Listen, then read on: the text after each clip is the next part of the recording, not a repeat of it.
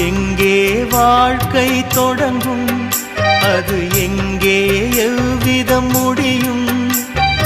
இதுதான் பாதை, இதுதான் பயணம் என்பது யாருக்கும் தெரியாது.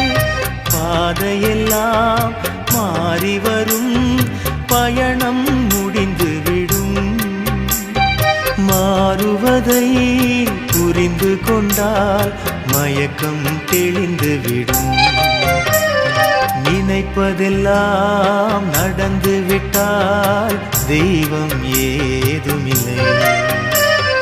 நடந்ததையே நினைத்திருந்தால் அமைதி என்றுமில்லை.